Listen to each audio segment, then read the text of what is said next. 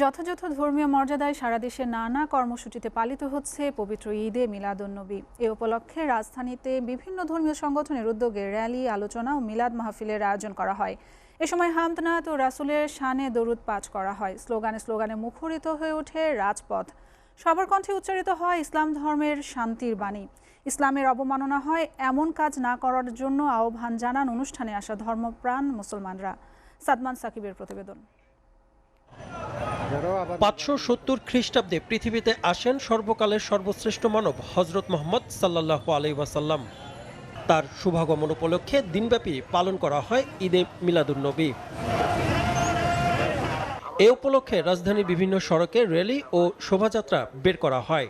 এতে অংশ নিয়ে গুরুত্বপূর্ণ সড়ক প্রদক্ষিণ করেন ধর্মপ্রাণ মুসলমানরা।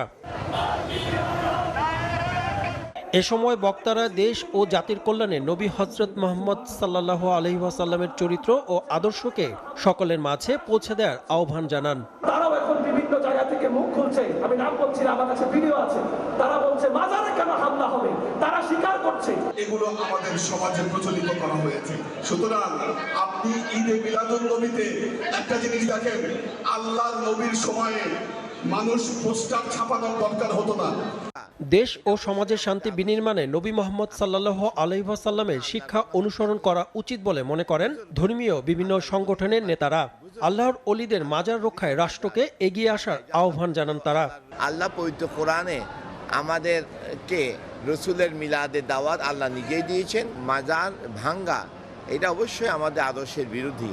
আমরা কখনো সমর্থন করি না আল্লাহর কোনো হাক্কানি বুজুর্গ আল্লাহর ওলিদের মাজার ভাঙ্গায়। যে আল্লাহ পবিত্র আল্লাহর রসুল নিজে বলছে মান আদালি ওয়ালিয়ান ফাকাত আযানতুহু বিল হারব, যে আমার আল্লাহর ওলিদের বিরোধিতা করে আল্লাহ তার সাথে যুদ্ধ ঘোষণা করে। আমরা সারা পৃথিবীবাসীকে জানিয়ে দিতে চাই, অন্যায়, অত্যাচার, জুলুম, নির্যাতনের বিরুদ্ধে আমাদের প্রিয় নবী যেই কথা বলেছেন, আমরা সেই কথার আদর্শের উপরে আছি। আমাদের প্রিয় নবীর শিক্ষা, যেই শিক্ষা সারা পৃথিবীতে আজকে মানুষ গ্রহণ করলে শান্তি পাবে, সেই শিক্ষা ওই সময় গ্রহণ করেছিল আইয়ামে জাহিলিয়াতের মানুষ, শান্তি পেয়েছে, আজও পাবে সেই আশা রাখি। এদিকে জুলুস পালনে বর্ণিল সাজে সেজেছে শহরের বিভিন্ন সড়ক। মোড়ে মোড়ে রয়েছে আইন শৃঙ্খলা বাহিনীর কঠোর নজরদারি। সাদমান সাকিব, এসএটিভি, ঢাকা।